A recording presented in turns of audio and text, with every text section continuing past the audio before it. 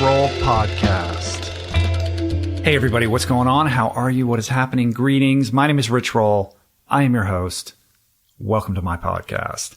Really appreciate you guys tuning in today, especially in light of the fact that I think there's like 100,000 new podcasts that are getting launched every week on the internet, competing for your precious time. So it means a lot to me that you would spend a couple hours with me, that you would subscribe to my show on iTunes, that you would share it with your friends and on social media. And big love for everybody who has gone the extra mile to support my work through Patreon and by making a habit of always using the Amazon banner ad at richroll.com for all your Amazon purchases. Okay, before we dive into today's episode, a couple things really quick. First, Julie and I are really excited to announce two very special upcoming events in Australia. March 16th, we're going to be in Sydney at Paddington Town Hall. And then the following night, March 17th, we're going to be in Melbourne at Malvern Town Hall. These are really special, curated evenings. They're going to be amazing. I can't wait. I've never been to Australia. Really looking forward to this. And if you are in Australia or these venues are accessible to you, we would absolutely love to see you there. So for more information and tickets and all that kind of good stuff, you can go to the announcement page on my website, richroll.com, or go to livingtheplantpowerway.com. Okay. Secondly, today's episode is brought to you by my friends at Headspace. Look, I talk about these guys, this company, their product all the time, like so often, so frequently, I'm really not sure what's left to say. Andy Puddicombe, he's the company's founder. He's a friend of mine. He's a former podcast guest. If you have not yet, you should definitely listen to our amazing conversation. That was RRP 142. It's really phenomenal. But I guess what I can do is talk a little bit about my history with meditation. For years and years and years, I've fumbled about. But now I consider myself a pretty decent, a pretty devout, consistent practitioner of meditation. And I was honestly able to get to this place in large part by relying on Headspace, which I continue to use daily and which I can honestly say has made everything in my life better. Because if you're like me, the brain isn't always your best friend. I think it's fair to say that I am the architect of most of my problems, the overwhelming majority of which start in my mind. You know, fear, anger, stress, anxiety, what else? Sleeplessness, selfishness, jealousy, reactivity, rage, contempt, resentment. Do I need to go on? I mean, unchecked, these are emotions that can wreck your life. And meditation can really help with this. I'm living proof of that. In fact, there is a mountain of science out there showing the positive effects of meditation and mindfulness. And Headspace makes the whole thing really simple. The Headspace app provides guided meditations you can use whenever you want, wherever you want, on your phone, computer, or tablet. They have sessions focused on everything from dealing with stress and anxiety to eating healthier, sleeping better, and even being more creative. It's 1% of your day that can change the other 99.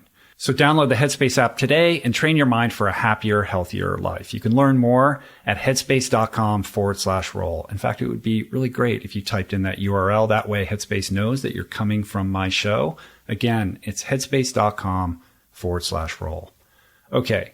So today is a special midweek episode of the podcast, and it features a panel discussion between me and Marco Borges. Marco is the CEO of 22 Days Nutrition, which is a plant-based nutrition products and meal delivery service company that he founded a couple years back in partnership with Jay-Z and Beyonce. And this panel took place at the Seed Food and Wine Festival in Miami. It was a couple months ago. I think it was the first week of November last year.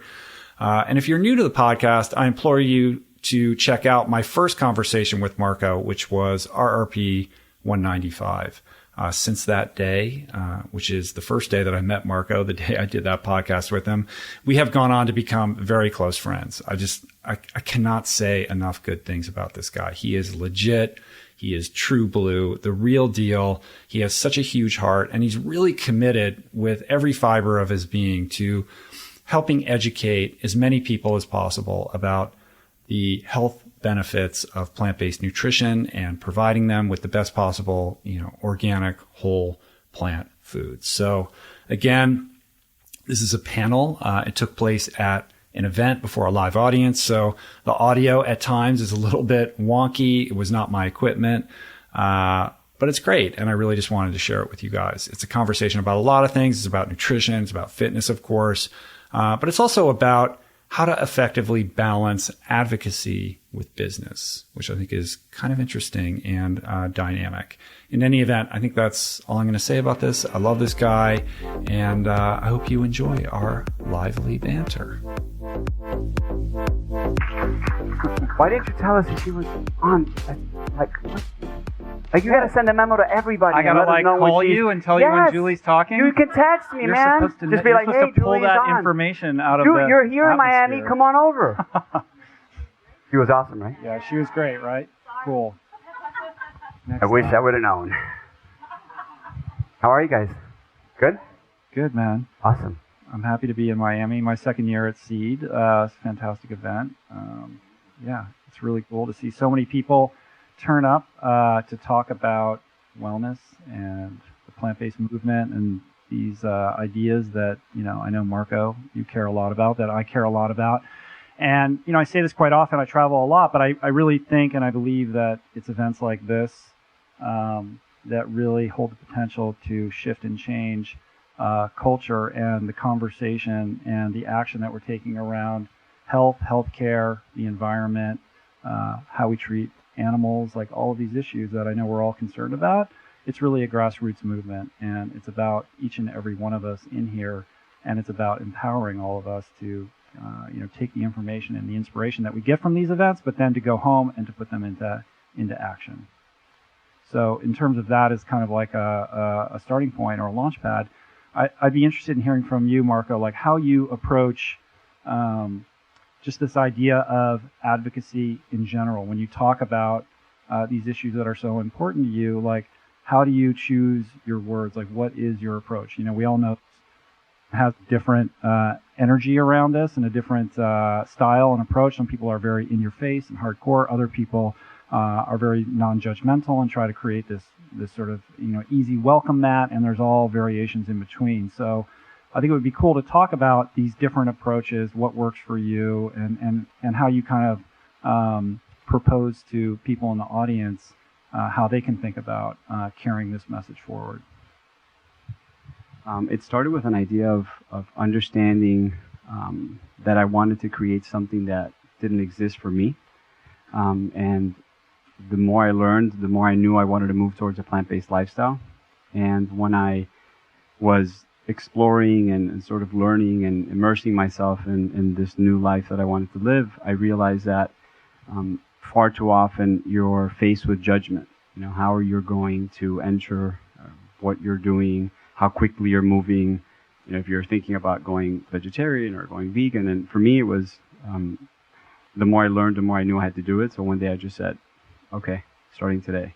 And I'm kind of just like that by nature, but not everyone is wired the same way. And I think that the easiest way through the door is to have a welcome mat outside, right? To have a big smile on your face and to just let people in without judgment. Because I think that we live in a society that judges way too much and doesn't love enough. And I just say, we should judge less and just love people more for who they are.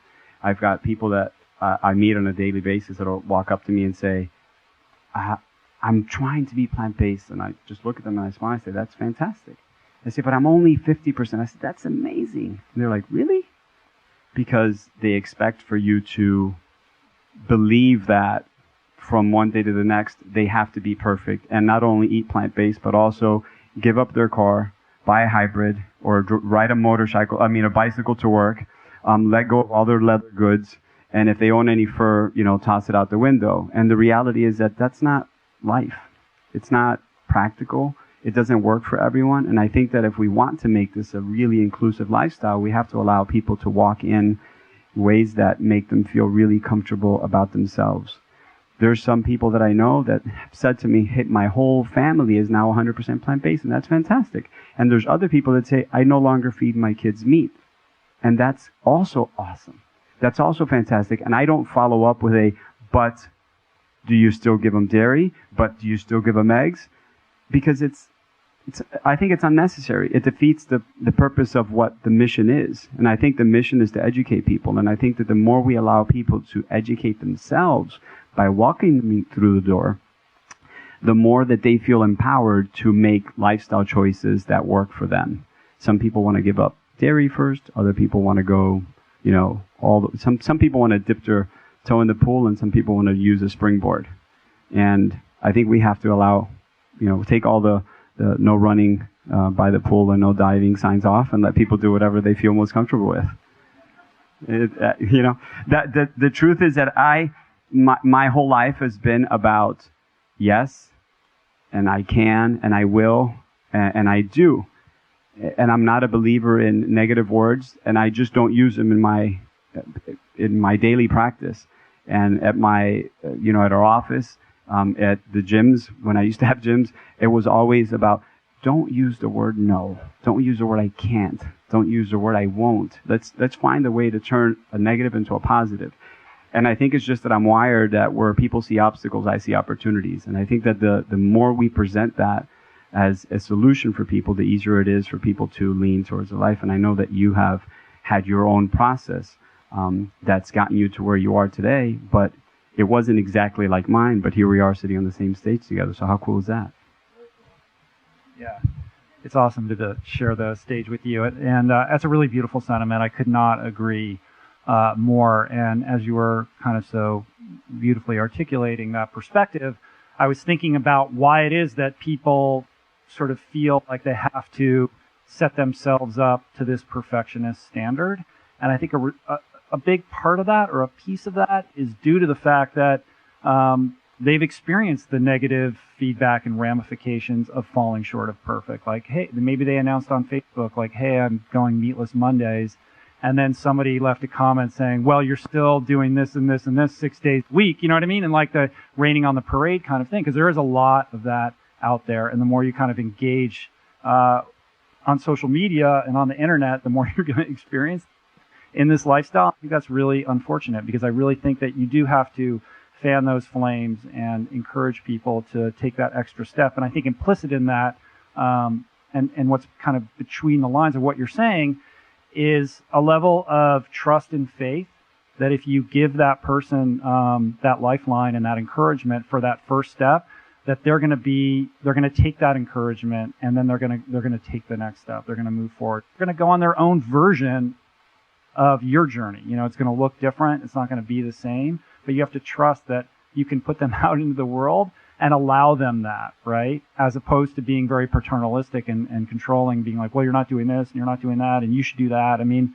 who does that? I mean, who responds favorably or positively to that kind of feedback? Like, as human beings, like, nobody likes to be on the receiving end of that. So like yourself, I always try to be, it's like, as human beings, we're going to judge. Like, we're hardwired to judge on some level. Anybody who tells you they're non-judgmental, I don't trust that person, because I think we just do. You see somebody, you make a judgment call, you have presumptions and assumptions based on first impressions of people. It's kind of what we do. But the more we can kind of own that and say, how can I move past that?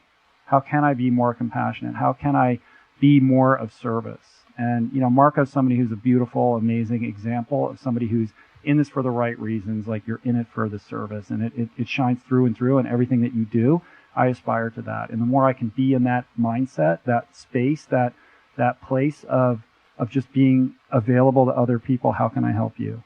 What would be most of service to you?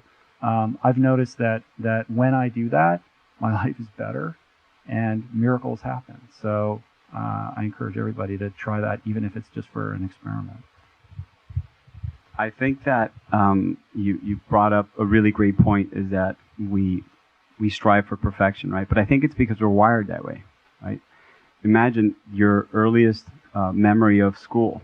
You start the school year with an A, and then you work your way down from there, right? You don't start at an F, you start at an A.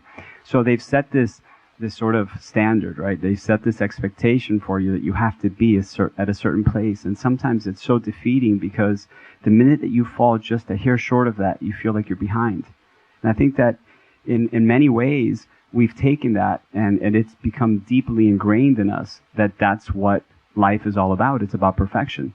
I think in the U.S., I think a lot more prevalent than other places around the world, is that we focus so much on perfection, but the minute that we fall short of it, we give up. And that's really sad because we don't encourage. Well, Silicon Valley is the only place that encourages failure, right? I think it's like you haven't done anything good unless you failed like a dozen times, unless you've failed a dozen times and lost hundreds of millions of dollars, you're really not doing anything. So, but the reality is that we've all faced that at one point in time or another, right? Where we feel like our best wasn't good enough, and then we're just like, oh, well, the hell with it, right? And that happens to someone that's like, I'm gonna go plant-based. And on Friday they are not. And then it's just like, okay, what do I do now? And I think it's just about forgiving yourself and allowing yourself to take a little stumble every once in a while and often. And just, gracefully get up, dust yourself off and keep going, right? I'm sure that if you stayed down any of the times that you fell down, you probably wouldn't be here today, just like me, right? So, I think it's in the same vein of what I do. We do something, I think, very similarly. We everything that we do in our lives is really driven by our passion. And I tell my friends that it's a really exciting life to live, that a lot of times we leave school in search of success, and we've defined that success with some monetary value. But success comes in many shapes and forms and different feelings. And the minute that you realize that success is not so much a dollar amount, but success is a way of life and how you live and how you feel about yourself and the people around you, you really have achieved success, because then it's just work in progress, right? So I love the fact that everything that you do within your blog and within your life is all about empowering other people, and you've sort of just given yourself to the universe, and you've said, you know what, I'm putting my best out there, and I want to share knowledge with the world. And sometimes you bring people on that you know nothing about, and sometimes you bring people on that are nothing like you, and sometimes you bring people on that are a lot like you. And I was just telling him that my wife thinks that I'm a little nutty because I used to teach spinning classes way back when, right? And I would have really amazing playlists. I love music. I'm really a big music fan. But for my own workouts, I play really eclectic, funky, all the way left, all the way right stuff. But it doesn't always have to be fast. I could be listening from Enya to Coldplay to Bush. It could be anywhere, right? But now, and she would always be like, how do you work out so hard to something so slow? I can't do it. And then now she's like, what are you working out to? And it's Rich Roll's podcast. She's like, all right, I totally lost you, dude. When you put on some music, you call me back in the room. But I love it because it's so inspiring, and it really, you have so many interesting guests.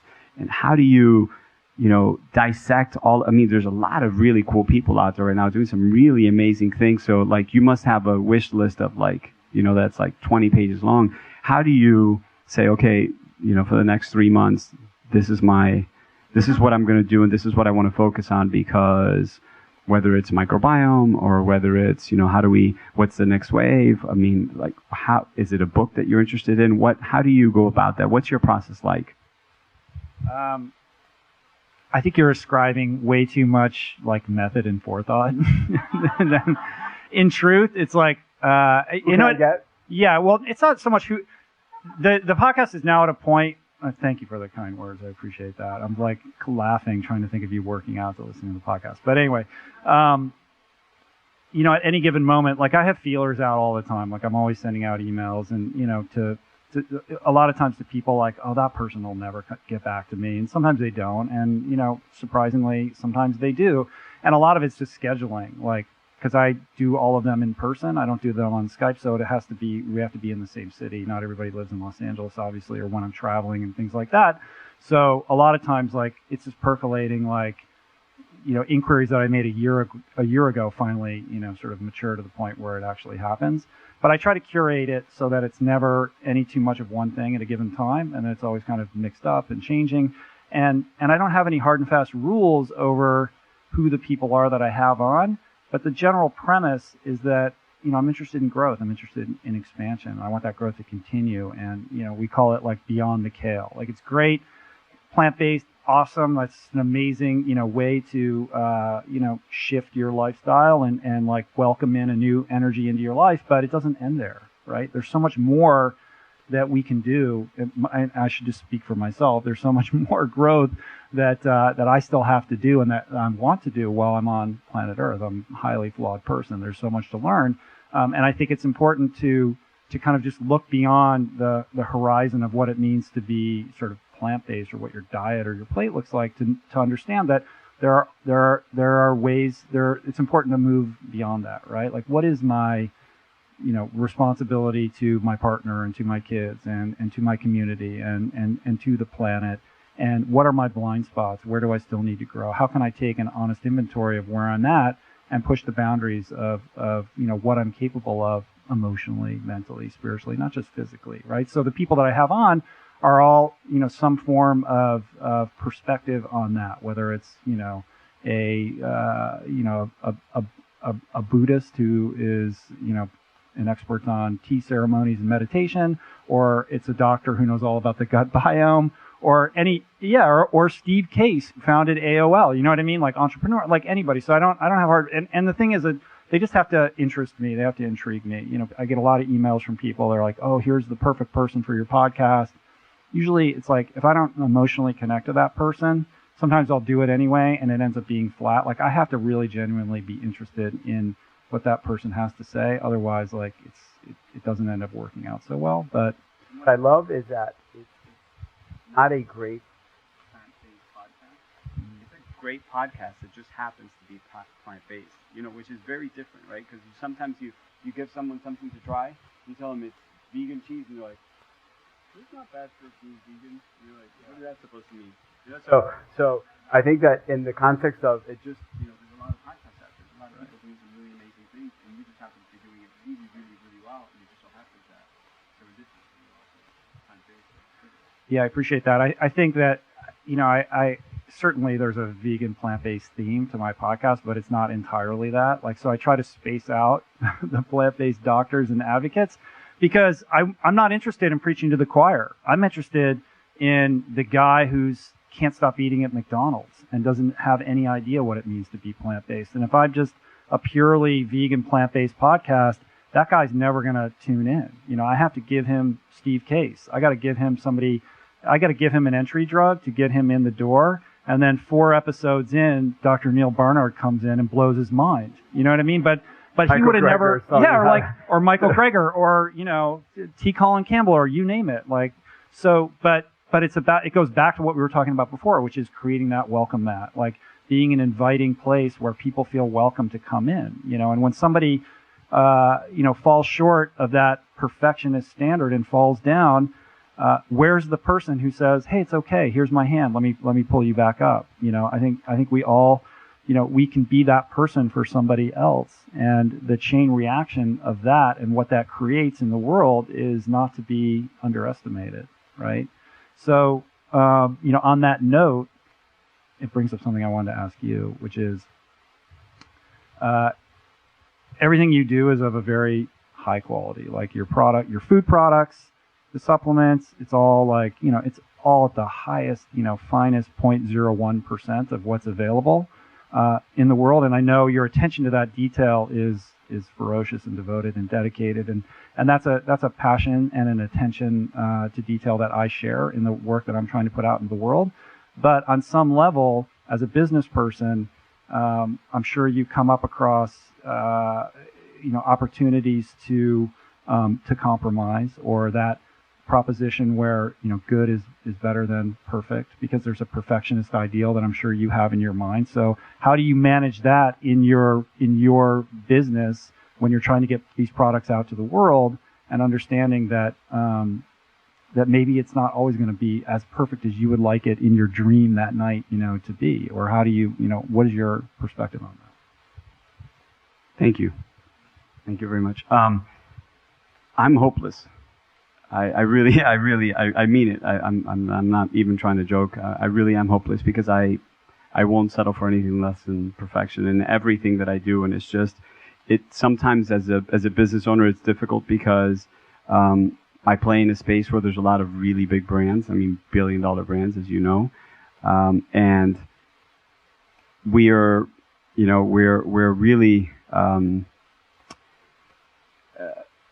we're in a place where we're constantly fighting for ingredients, right? Trying to source the best, the cleanest ingredients. And when I decided that I would launch this brand, I knew that I was tired of looking for products and always realizing people were formulating for label copy.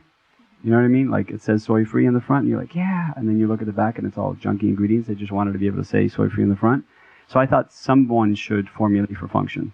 And I thought that would be me. And what I very quickly learned is that although the retailers will tell you that they want you to give them the best, they don't really want you to give them the best. And the retailers that you think want the best of you and for you don't always do that. So, and the perfect examples, like, someone will say to you, well, can you give me a, product A for $4? And you're like, it cost me $12 to make it. Sure.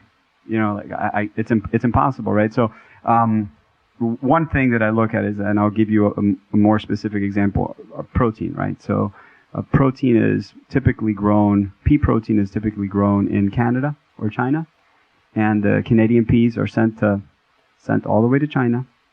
They're milled, processed in China, and then sent back to the U.S., right? But there's peas right here in the U.S., but the peas in the U.S. are way more expensive than the peas grown in China that are also USDA organic, right? So I send the Chinese peas and the U.S. peas to a lab, as I do everything, and I realize that there's a very big difference between the Chinese peas and the U.S. peas.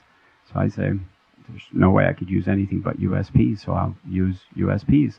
So my product is 4 times more expensive than everyone else's, but on shelf I have to be the same exact price. So when I say I'm hopeless, it's tough because I would probably be way further along if I had the ability to compromise. But because I don't compromise, it's a lot more challenging for us. But at the same time, it's a lot more rewarding because we know that we're paving a way. We know that we're challenging the status quo. And when we hear that our biggest competitor or the 800-pound gorilla in our space is looking at doing something because we've done it, it makes me very excited. When my pea source calls me and says, hey, so-and-so just called me and said that they want your peas, it makes me really happy. I don't get upset. I'm not upset when someone tries to imitate what it is that we do. I'm actually flattered by it because the reality is that I got into this business to change the business. I came into the space to change General Mills and Campbell's and Kellogg's of the world because I don't believe that they want to hurt us. I just believe that we've been fighting this war on price for so many years that at some point something's got to give. And what we've done is that we forced them to give us what we want. Right? We want food that tastes really good, that's really cheap. They've given it to us. Mission accomplished. Now we have to change that. We're waiting for U.S. government to pass a law, which doesn't seem to be working, right? To tell us when ingredients are genetically modified, and we all know now that the Dark Act has passed, and we will probably never know when ingredients are genetically modified. So what do we as consumers have to do? So the greatest power you have is that you vote with your pocketbook every single day, multiple times a day. And I say that the conscious consumer is the best advocate that anyone can have, because if you go out and you buy only non-GMO certified products or USDA organic products that are non-GMO, guess what's going to happen? The price of non-GMO is going to go down, and we're going to do away with all GMOs. But if we continue to say, okay, it's what's available, it's what I'm going to buy, yeah, sure, it's inconvenient. It sometimes is inconvenient. It's not easy. But the truth is that convenient isn't always what's best for us. And the more we practice holding true to the values that mean the most to us, the more convenient it will get eventually, right? So I think that there's a lot of value in what we do, not just us as a brand, but as consumers as well. And I practice it at home. I won't buy products that are not organic. And if I can buy local, I buy local. And I don't talk about it, I do it, right? So it's not about, telling me, don't tell me when you're on my block, tell me when you're in front of my house type of, like, you've just got to make it happen. I mean, I think that when you practice this, people get to see what it is that you do, and it inspires other people to want to follow suit because they realize how powerful they are. And this movement has not, this movement didn't just appear, didn't just manifest itself. It's a collective consciousness, right? There's a lot of people thinking about the things that we're thinking about. There's a lot of people that these values resonate with them and that this means a lot to them. And it's the more that we talk about it and the more that we bring these things up and the more seed, food, and wine festivals there are, the more opportunities there are for people to live a healthier lifestyle. We all know, I mean, like, I don't think there's anyone in this room, if you're here, you already know that the more you lean towards a plant-based diet, the healthier you're going to be. We all know that we could prevent, stop, and even reverse heart disease through a plant-based diet. We know that by the year 2030, probably 50% of the U.S. is going to be diabetic, and we know that we could reverse that. We could stop it by adopting a plant-based diet. We know that we could reduce our carbon footprint. We know that we could promote cruelty-free living, and the list just goes on and on and on and on. So since we know all these things, and one of my favorite quotes is, when you know better, you have to do better, right? So if you know better, you do better. And I think it's just continuing to spread the awareness in a way that's inviting and warm and welcoming and letting people, follow. So it's not easy, but it's a path we chose. On that note, we're all more powerful than we allow ourselves to believe. Like, it's very easy in our culture to feel disenfranchised, like what we say doesn't matter, our vote doesn't count, etc. But it truly does matter where you choose to spend those dollars. That is the most impactful, powerful statement, and it is a political statement that you can make, multiple times a day. So it's easy to point fingers and say, well, the FDA or the USDA, these regulatory bodies, they have to change, and we got to get rid of the subsidies and the government, and why isn't the legislation doing this, and the Dark Act, blah blah blah blah blah, right? But we actually don't have that much control over that. But the way we can get that, like, sort of Archimedes lever to really compel that kind of change is through that grassroots level daily action of putting your money where your mouth is and following through on actions that are consistent with your values. So that means, purchasing habits and patterns like you were talking about. But I can't help but think when you're speaking about that conjures up this idea, this stereotype that living this lifestyle, the plant-based lifestyle, is really kind of just for the privileged and well-heeled, of the world. Like, how can we make this affordable and accessible to the average human being, and perhaps even the people that are living in the urban food deserts across the country, who are the people, suffering not just socioeconomically, but suffering the most from these chronic lifestyle ailments that are unnecessarily killing way too many of us. So do you have any thoughts on that? I mean, yeah, it's pretty simple. I mean, I think that's like propaganda, because the truth is that we know when we go to the supermarket, whether you go to Whole Foods or you go to Publix or you go to Trader Joe's, what costs the most is always the meat. It's not the grains, it's not the beans, it's not the legumes, it's not the nuts and the seeds. I mean, if you choose to buy everything organic, sure, it's going to be a little more expensive, but that's up to you. That's a personal choice. But your health is something that you shouldn't take lightly. And if you have the power and you have the information in front of you and you have all the science, there's an overwhelming body of science that it points to the solution to almost everything is in a plant-based diet. Literally. So when I hear someone say to me that it costs more money, I can't help but to stop and say, wait, you don't really believe that, do you? We have Allie, I forget her name, but we had someone that tried our 22-day program and was on food stamps, was on the SNAP program when she started. And she wrote us and she says, you guys don't know who I am, but I followed your program. I was on food stamps when I started the program, and I was hesitant in the beginning because I'd heard all my friends say that this was something for the wealthy and this was something for the 1%ers and whatnot. And I can tell you that not only did it change my life, I am now plant-based, my family's now plant-based, and I lost a ton of weight and I feel wonderful. It was really beautiful, really beautiful testimonial. She said, but in addition, I wound up saving money. I was spending less money than I typically spent at the supermarket because I was no longer buying expensive meats that were full of, and then she just went off. And it's funny because when you allow people to walk in on their own, they immediately become the hardest core advocates. And if you beat someone over the head, you turn them off to the point where they're, right? You've experienced that, right? If you tell someone one time too many, they're like, that's like vegans preach, right? I was talking to someone the other day and they were like, yeah, when you meet someone that's vegan, 5 minutes into the conversation, they'll tell you they're vegan, and then they'll ask you why you're not. And that's like sort of like the preconceived notion that people have, what used to be a vegan 20, 30 years ago. People, like, you were a tree hugger living in Colorado that didn't wear deodorant, right? And wearing Birkenstocks. And now it's like everyone and anyone can be, you would never know who it is. So, I mean, I think that the more we share the information, the more that we create this movement, and the more that we empower people, the more people are going to vote with their pocketbooks, the more people are going to aspire to this lifestyle and look for ways to make it more affordable for themselves and their family. I mean, there's nothing easier than buying local produce, and there's CSAs all over the country. I mean, it's pretty easy. Once you put it in your mind that you want to do it, it's something that's pretty easy to execute on. Gene Bauer always calls it an aspiration, right? Because that idea of perfectionism. None of us can ever really truly achieve that. So it's about aspiring to create a way of living, a way of life in which your actions are in alignment as much as possible with your core values, right? And what I've discovered, and I don't know about you, but like when I started eating plant-based and when I started to live my life more in alignment with my core values, a lot of other things happened.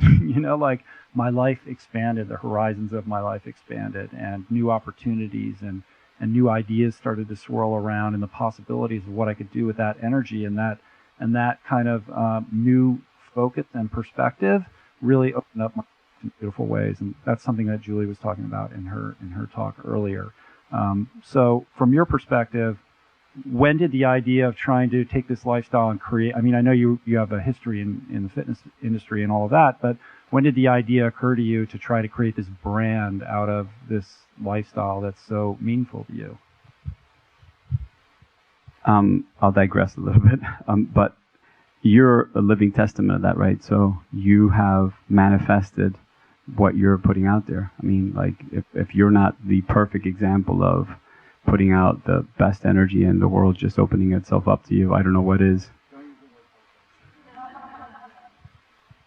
I had decided that I wanted to go plant-based, and I have my entire life have been a research junkie. I grew up wanting to be a doctor. If you asked me at 6 what I wanted to be, I would have said a doctor.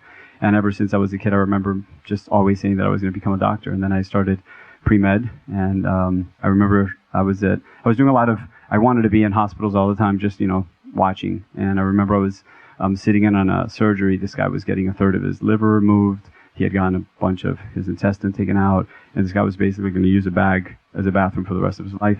And I looked over and I was like, so Everett, what kind of psychological counseling does this guy get now? Like, how does this happen? Does he stay here for a couple of weeks? Does he go to a rehab? Like, what happens? And he looked at me, he's like, oh, son, you have so much to learn. He's like, this, and he just basically broke down, like, the surgery has to take this many hours. If it takes more, it is what it is. This is, it's like changing a muffler. You have to use this drug. If I like that drug better because I've had better, results with it, so what? The insurance company pays for this one. It just kind of walked me through the process, and I just thought it was kind of crazy, right? And then I went back home that day, and I vividly remember saying to myself, I can't be a part of this. This is crazy. This is bananas. So imagine the first kid in my family that goes to college, and the first kid that's going to become a doctor. And then I come home and I told my mom, I decided that I no longer want to become a doctor. I actually want to become a trainer. And she was like, what the fuck? She's like, are you crazy?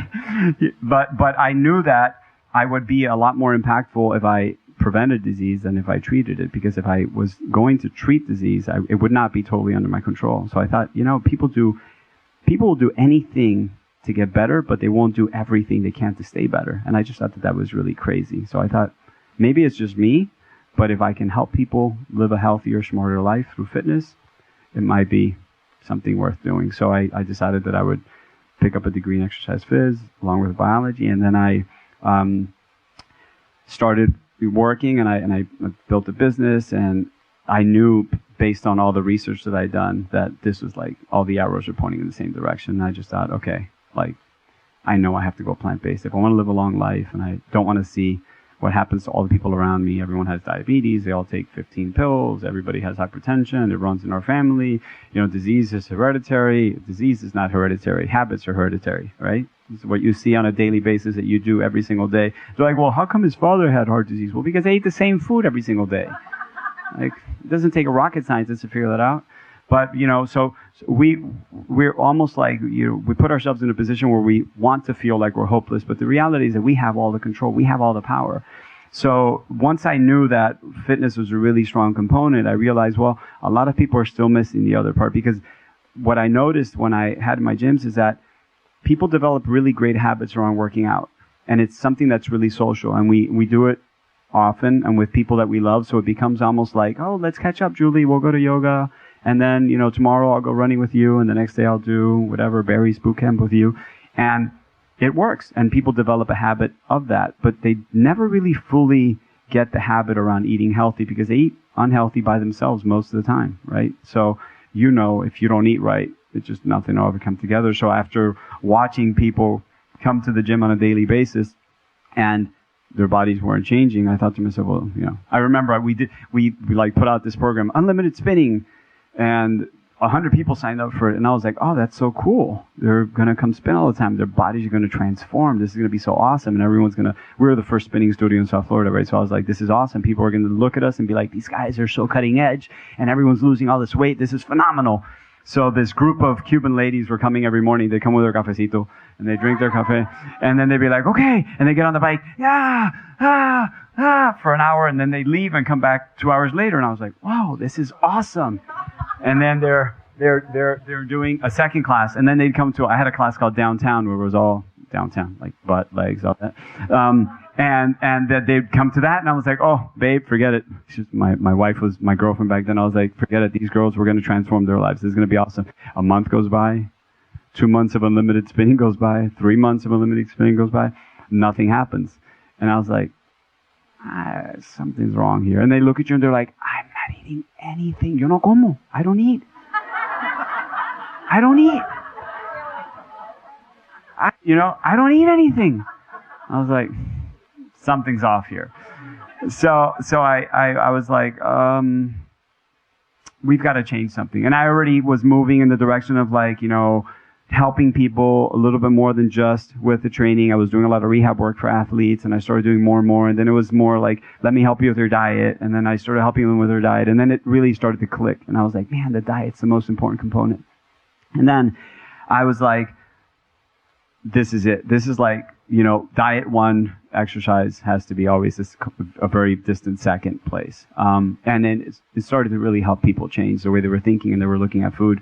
And again, and at that point in time, I was really moving in the direction of a really healthy diet. I'd removed all unprocessed foods. I remember I was like the first person I knew that went gluten-free, like 20 something years ago. People were like, why? What is that? It's like some crazy stuff, but you're skinny. Well, what are you doing gluten-free? I just thought, well, the truth is that, I've read a bunch of stuff about it, and the truth is I don't need it. A and B, it's all junk food, so it's going to be an easy fix. I'll just eliminate all gluten. I won't ever eat junk food again, so it's fantastic. And then I just kept progressively, wanting to move closer to a plant-based lifestyle. And one day I woke up, 12 years ago, and I just said, I'm going to go completely plant-based. My wife was like, oh, what does that mean? What does that mean? Me too? Well, if you want to, it would be kind of cool. And we did. Did she jump in with you right away? She's the greatest supporter in the world, and she's my best friend in the world. But sadly, no, she didn't jump in right away. She was sort of like watching from the outside, but she was like, okay, I'll eat with you. And was very supportive, and would make me special food if I wanted it and whatnot, but very slowly, but sort of over the, I guess the 6 to 12 months that followed, she was like, okay, I'm going to be plant-based 90% of the time. And I was like, that's fantastic. So she did, and then she eliminated all meat, and then she eliminated all chicken and then eventually she was just doing fish every once in a while and was like, this is what works for me. And then eventually she was just like, one day woke up and was like, I completely gone plant-based. And I was like, cool. And I didn't make much of it, like I typically don't do. And then my family started to follow, and it was more of like me listening to what everyone else was telling me. yeah, but it's so hard, man. I can't find any snacks, and I can't do this, and there isn't that, and it wasn't easy, right? I mean, we now have a lot of options in a lot of different places, but back then it was not the easiest thing to do. And then I was convincing my mother to go plant-based, and my brother to go plant-based, and I was trying to get my wife's family to go plant-based, and my sister to go plant-based, and eventually everyone came around, but they came around at their own pace, but still were kind of like, we can't find stuff. And then I remember that I was doing a lot of touring, and I was going on a music tour that was taking me to Africa. And I was like, all right, I'm just going to go to Whole Foods and stock up on a bunch of like bars and whatnot, because I don't know we were going like really random places, and we were building water wells for communities. So I knew that I was going to be in places where food was not going to be easily accessible, good food. So I thought, all right, I'll just buy a bunch of bars and I'll bring them with me. And I went to the market and I did that sort of exploratory process. I picked up a bar and I was like, oh, vegan. I turned it around and it was like monodiglycerides. I'm like, why? And then I was just like, I think I'm just going to make some bars and bring stuff with me. So I started tinkering around with stuff. And then I was like, I've never been much of a reactive person. I've always been super proactive about the way I live my life, how I encourage other people to live their lives. I could do this as a side project. And I just sold my business. So I was like, I'll just start this and it'll be like a cool little side gig. And then I'll create a platform online and I'll empower people with information to live a healthier lifestyle. And I'll give tips on recipes. And I just had this idea, and I'll give exercise tips, and I could do like both. Oh, this is going to be fun. And I was literally traveling 7 days a week, but I was like, I'm in hotel rooms all the time. I'll just, write, I'll create a blog. And we, just kind of formalized it and thought it was going to be just a little passion project. And then the passion project just kind of took off, because I didn't build it for me. I built it for the world. And I think that's the best way to build anything, is to just build it for other people, not for yourself. And when you do that, then the world just embraces it. And it was, I remember that, there was a little magazine back then, which is now a monster, Veg News. They voted us best tasting bar like our first month out. And I was like, that is so cool. It was like I'd won a Nobel Peace Prize or something. I was like, this is awesome. I was like, Mom, look. And she's like, ¿Qué es eso? What is that? I was like, it's a, vegan magazine. She's like, oh, that's nice. That's cool. It's really cool. But it's really beautiful because the vegan, the plant-based community embraced us right away. And then it started to kind of just slowly make its way mainstream. And the reality is that I did not design it as a vegan company. I designed it as just a plant-based company that would be for the world. I just want to make great food that heals people and that nourishes people from the inside out. And it just so happens that all of our products are plant-based. So our commitment was always to making it plant-based and always USDA organic, and never diluting, never, taking, Target calls you or Walmart calls you, we love your brand, but we want you to make us a bar that's 34 cents. And you're like, there's no way I could ever do that, because it's just not. Well, when you make us a 34-cent bar, you could have 4 feet on our shelves, and it's tempting. But at the end of the day, we knew that we had started to do something greater, and that we want to continue on this path because we're having a great time, and the space is just now starting to really get fun. So it's a fun time to be where we are. Let me turn that back just for a second on you. And I know that you went through this really transformative process, and you had an insane amount of success with your book. And it's almost like, that overnight success story, right? That was much more than overnight, but all of a sudden you're everywhere. Rich Roll's this guy, you're a rock star, you're in the Wall Street Journal, the New York Times. You couldn't click a channel without seeing something about your book, about what you were doing, what you had overcome, because I think it resonated with so many people, and your struggles, whether it was professionally or emotionally or socially. And then you write a book, and it's a monster, and then you're just sitting around saying, what else am I going to do with my time? And you just decide that you're going to do a pod. How does Rich Roll the Attorney become like the hottest podcast in the space? Thank you. Will you travel around with me and introduce me at other speaking gigs? First of all, how much time do we have? We -5. We're in overtime. 5 minutes. 5 minutes to answer that question. Thank you. Yeah. The 10-year overnight success story, really. You know what I mean? Like, it's funny because the way that you just sort of articulated that makes it sound like everything happened really quickly and really easily and without any effort or toil or pain or tears. But the truth is, like, it was a rough decade, like even after, Julie's the one who should be answering this question, but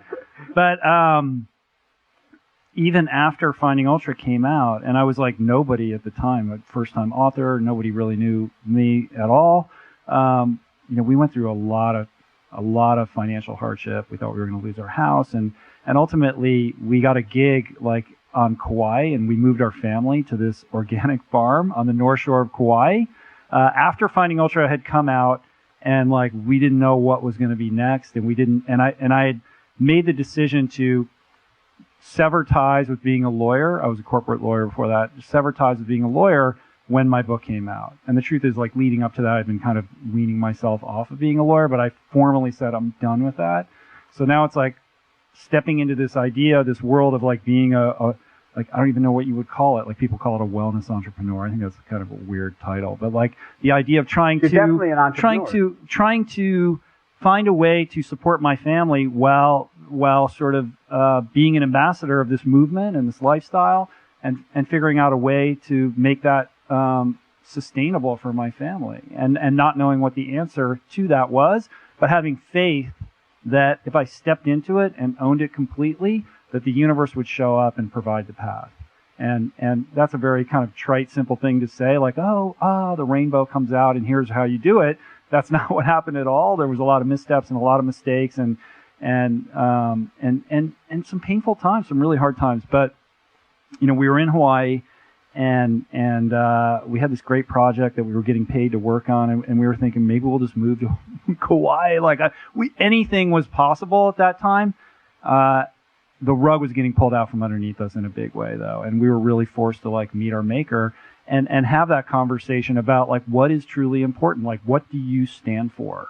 This is your life, and it is happening now. And what are you going to do with that? Like, you wrote this book, people enjoyed it, they responded to it. How are you going to take that and make something more impactful from that?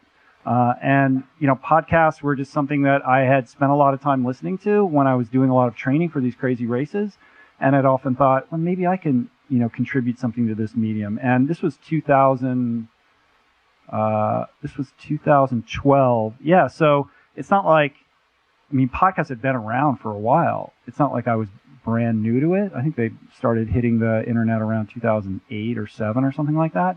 So it wasn't like I was an early adopter, but it was definitely before podcasting was like a thing. Like, it wasn't cool to start a podcast when I started a podcast. And I noticed in the health space, no one was doing anything. No one was doing what I wanted to do, which is to really sit down and have long form, in-depth conversations and get to the bottom of how we can live more healthy in a broad spectrum of ways. Like, there was very specific fitness podcasts and there were political podcasts, but I saw an open space and I felt like I could contribute. And I just started. Like, I didn't have any aspirations that it would grow into becoming this big thing.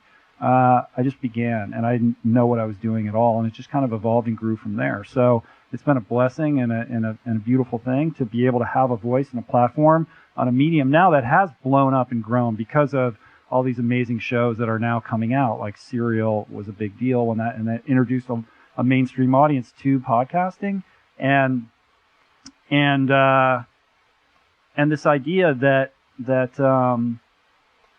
you don't have to be reactive in terms of the media that you absorb in your life. Like, because of DirecTV and video on demand, very few people sit down and just turn the TV on to see what's on. Unless it's a live event, like you make conscious decisions about how you allocate that time and what you choose to allow in. But people still go into the car and turn the radio on and just listen to whatever somebody else decided to share with you. And the great thing about podcasting is you can basically program and control what you want to allow into your ears throughout your day, whether it's when you're commuting or working out. And I just fell in love with that medium as a way of personal growth. And now it's exploded. There's like 600,000 active podcasts. So the fact that like my podcast has a place like in that, top echelon means a lot to me. And I take it seriously, and I try to leverage that platform to the best of my ability to provide the most conscious and the most helpful message that I can. So before we go, because I think this is so amazing. So you have this book that's like a monster bestseller. You guys have all, I'm sure you've all read it, right? Who has the book here? All right, so it's an amazing book, and people think that you're making $100 million because you have this book in the New York Times list that just refuses to leave, and it's the exact opposite at home. And the fact that you're smiling through it and that you could still think productively tells me that your heart is so in the right place, because if that's not a testament of who you are and the things that are valuable to you, then I don't know what is. So, man, congratulations. It's so absolutely amazing. Really is. And so my question is, so you're already killing it in the podcast. What's next? A cheese line? Cheese line? The cheese book is also going to kill it. The cheese book is yes, it's going to be, this cheese is nuts. This cheese is nuts. I think that might be it. I might hold you to it. But so what's next? Like, is it a line? Is it a TV show?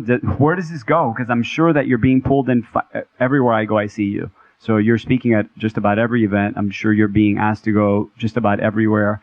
How do you go from where you are today to where? What's the ultimate game plan? What's the goal?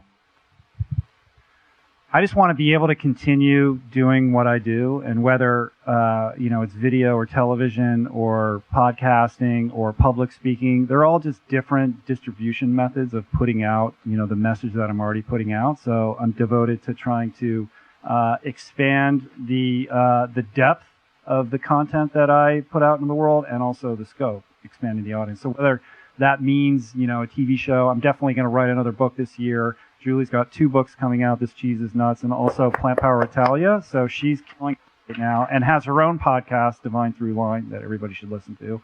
And the Italy tours, that's just like... But yeah, and we're doing these retreats we're doing retreats in Italy and Australia in February, and in Ireland next July, and then Italy in May. Yeah, so we're developing that aspect of the business. But I will say, I'm open to anything, but I'm not doing the podcast so that one day I get a TV show. That's not what I'm doing. What I'm doing is just trying to continue to do what I do, and if opportunities present themselves, that's great. I'm not chasing anybody else. Like I don't need all those gatekeepers. Like, I have a direct line to this audience as a result of the podcast, and to the extent that I can serve them better, that's my focus. And if other stuff grows out of that, that's great. But I'm not sitting around waiting for any of that. And we're like way over time right now, but there's no way we're ending this without Marco telling us a little bit about his new book, which is killing it right now as well. So share with us a little bit about that. Thank you very much. First, thanks again for taking the time to sit with me. I think the most important thing is that we all help each other, and like you said, when you fall, that someone's there to help you get up, and that we support each other as a community, I think is really powerful and really awesome. Thank you. Thank you, Julie. Thank you guys for coming over. I appreciate it. The book, I don't know. We have our 3rd book out now. It's called the 22-Day Revolution Cookbook. It's a cookbook. It's a really easy cookbook. We're non-chefs. My wife and I designed this book, and I stole a bunch of recipes from her. Every time I'd make something, her version tasted better, so it was just like, all right, I give up. So we've got a lot of really cool recipes, and it's sort of a continuation on the 22-Day Revolution, so just helping people, arm them with more tools and more recipes to move towards a healthier lifestyle. And before we leave, we want to thank you all for coming. Thank you so much. Stick around. I don't know if you're all going to the burger battle or not, but stick around, and if you see us this weekend, say hello and introduce yourselves. Thank you for coming.